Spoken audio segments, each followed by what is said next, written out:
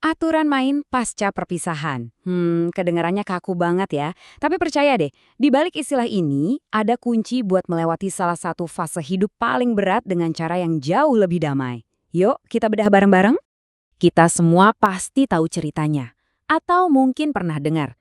Perpisahan, entah itu karena perceraian atau ditinggal wafat, seringnya tuh jadi identik sama drama, perebutan hak asuh yang bikin capek hati, dan luka batin yang sembuhnya lama banget. Tapi, pernah kepikiran nggak gimana kalau semua kekacauan yang kayaknya nggak bisa dihindari itu sebetulnya bisa diminimalkan? Dan disinilah kita nemuin sesuatu yang luar biasa. Di dalam surah Al-Baqarah dari ayat 232 sampai 235, ternyata tersimpan sebuah sistem yang relevansinya melampaui zaman. Ini bukan sekedar daftar aturan loh. Ini tuh sebuah protokol holistik yang cerdas banget, gabungan antara hukum, psikologi, bahkan biologi buat memandu kita melewati transisi ini dengan terhormat. Jadi, tetap di sini. Karena apa yang akan kita bongkar setelah ini bisa jadi mengubah total cara pandang Anda soal perpisahan. Oke, kita mulai dari pondasinya dulu ya. Bab pertama ini ngebahas sesuatu yang paling fundamental buat kita sebagai manusia, kedaulatan atas diri sendiri. Ayat 232 ini langsung menegaskan sebuah prinsip yang kuat banget. Setelah masa idah seorang perempuan selesai, nggak ada satu orang pun, termasuk keluarganya sendiri, yang boleh menghalangi kalau dia mau menikah lagi. Bahkan kalau mau rujuk sama mantan suaminya selama mereka berdua sama-sama ridho. Ini tuh kayak sebuah deklarasi kemerdekaan yang radikal banget pada zamannya, dan bahkan sampai sekarang pun masih super relevan. Nah, yang bikin ayat ini makin hidup adalah cerita di baliknya. Kalimat dramatis tadi itu diucapin langsung sama Makil bin Yasar ke mantan suami adipnya yang pengen rujuk. Kenapa? Ya karena gengsi, karena marah. Nah, karena insiden inilah, ayat 232 turun sebagai teguran langsung buat melindungi hak adiknya menentukan masa depannya sendiri.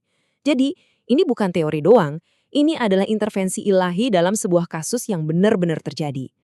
Jadi, poin krusialnya ini nih. Tindakan menghalang-halangi ini bahkan punya istilah hukumnya sendiri, adl, dan Al-Quran secara tegas melarang praktik ini.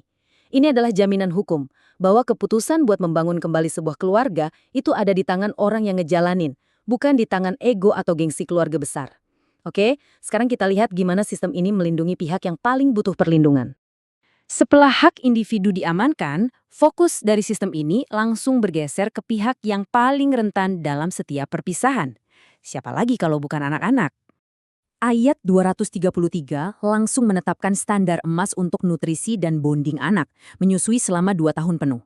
Dalam istiwanya itu, haulaini kamilaini. Dan angka ini bukan angka sembarangan. Ini adalah investasi jangka panjang untuk masa depan si anak.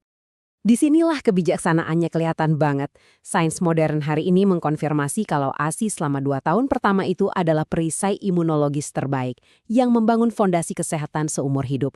Coba bayangin, 1400 tahun yang lalu Al-Quran udah meletakkan standar berbasis bukti ilmiah buat kesejahteraan anak. Ini bukan anjuran, ini adalah hak anak yang nggak bisa diganggu-gugat. Sistem ini kemudian membagi tugas dengan sangat adil.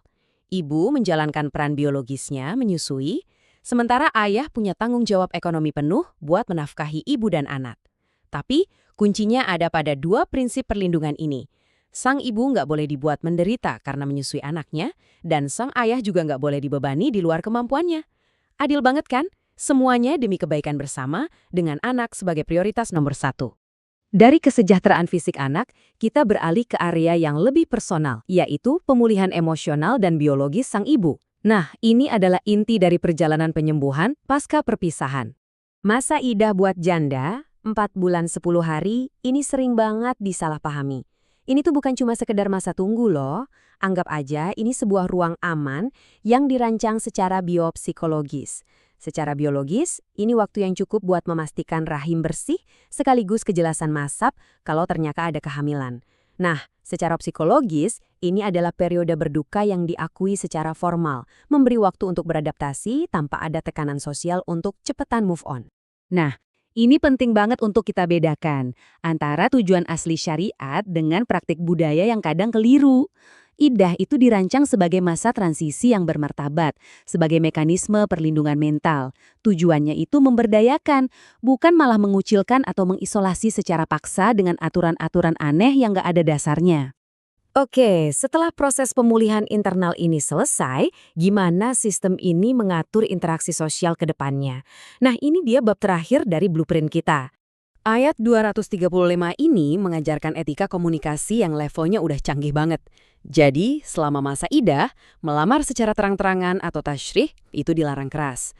Kenapa? Karena dianggap nggak menghormati masa duka.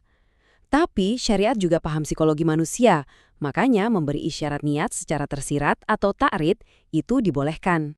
Contohnya gimana tuh?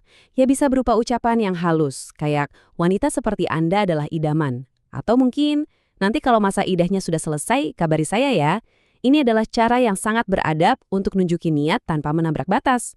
Sebuah bentuk kecerdasan emosional yang sangat menghargai kondisi psikologis seorang wanita. Tapi ada satu lampu merah yang jelas banget. Sistem ini melarang keras adanya janji-janji rahasia untuk menikah. Tujuannya apa? Simple, untuk mencegah eksploitasi emosional terhadap perempuan yang posisinya lagi rentan. Semuanya harus tetap berada di jalur yang terhormat dan transparan. Nah, sekarang ayo kita sambungin semua kepingan puzzle ini. Disinilah kita bakal melihat gambaran besarnya yang keren banget. Jadi kalau kita rangkai semuanya, inilah blueprint restoratif yang kita dapatkan. Dimulai dengan melindungi otonomi individu, lalu mengutamakan kesejahteraan anak, setelah itu memfasilitasi pemulihan diri, dan diakhiri dengan menjaga etika komunikasi. Coba perhatikan polanya, setiap langkah itu nyambung, membentuk sebuah sistem yang dirancang bukan untuk menghukum, tapi untuk memulihkan. Dan disinilah momennya. Yang kita bahas dari tadi itu bukan sekumpulan aturan kuno yang kaku. Ini adalah sebuah sistem restoratif yang sangat manusiawi. Sebuah kerangka kerja yang komprehensif untuk mengelola transisi hidup yang paling sulit dengan keadilan, kasih sayang, dan yang paling penting, martabat. Saya mau menutup pembahasan kita kali ini dengan sebuah pertanyaan buat direnungkan. Di tengah sistem hukum keluarga modern yang seringkali terasa dingin dan mekanis, coba dibayangkan, gimana jadinya kalau pendekatannya punya empati dan kebijaksanaan holistik yang levelnya seperti ini? Kalau pembahasan ini ngasih Anda perspektif baru tentang gimana keadilan dan empati bisa jalan bareng, tunjukin dukungan Anda dengan klik tombol like. Kami juga pengen dengar, menurut Anda prinsip mana nih yang paling relevan buat diterapkan zaman sekarang? Tulis di kolom komentar ya. Jangan lupa bagikan analisis ini kalau Anda rasa ada orang lain yang perlu tahu. Dan pastinya, subscribe ke channel BPA Official biar nggak ketinggalan pembahasan mendalam lainnya. Di analisis berikutnya, kita bakal coba bawa prinsip-prinsip restoratif ini ke dalam tantangan keluarga di era digital yang lebih kompleks. Sampai ketemu di sana ya!